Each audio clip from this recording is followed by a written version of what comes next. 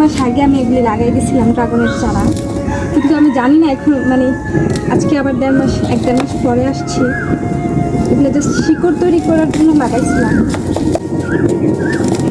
যদি শিকড় উঠে তাহলে আমি সাকসেস।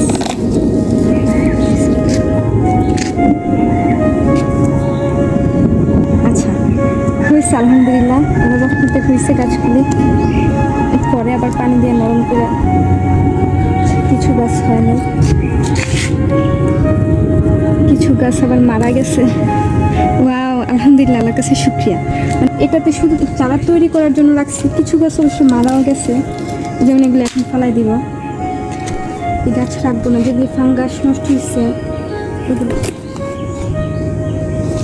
এই যে এদিকে একটা গাছ আছে, এটাকে যদি রাখি বা এটার কাটটা আলাদা লাগাইতে হবে। এটাকে যদি রাখি তাহলে অন্যগুলো করতে পারবো। গাছগুলি হয়েছে, এটা আলহামদুলিল্লাহ।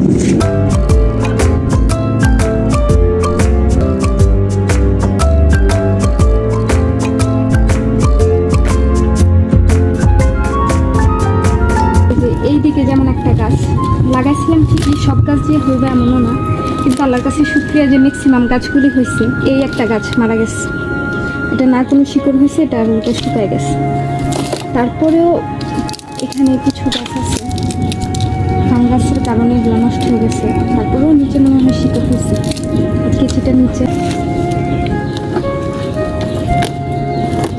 আমার আব্বাকে অনেক ধন্যবাদ, কারণ 2020-এ আমার জন্মদিনের দিন উনি আমাকে ড্রাগন গাছ প্রথম গিফট করছিল। তারপরে হচ্ছে আস্তে আস্তে এই বাগান মানে বড় হয়। কিন্তু বাগানটাই ছিল খেজুর গাছ, এত ব্রড চিন্তা ড্রাগন গাছ নিয়ে ছিল না। এই একটা গাছ, এটা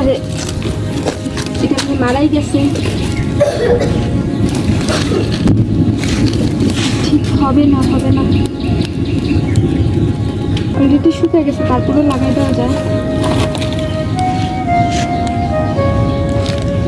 বৃষ্টি পড়ছে, এগুলিতে খেজুর গাছ মারা গেছে, এটা খুবই দুঃখজনক ব্যাপার।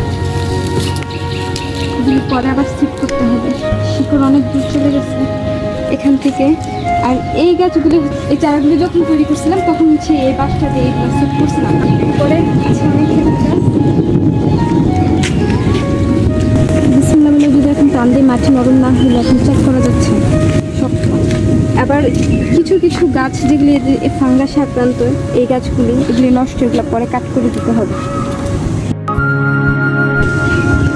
আল্লাহ আমার পিতা যেমন কষ্ট করে শখ করে প্রতিটা বাগান করছে, প্রতিটা কাজ করছে, আল্লাহ ওনার যাতে আমরা ওনার স্বপ্ন পূরণ করতে পারি।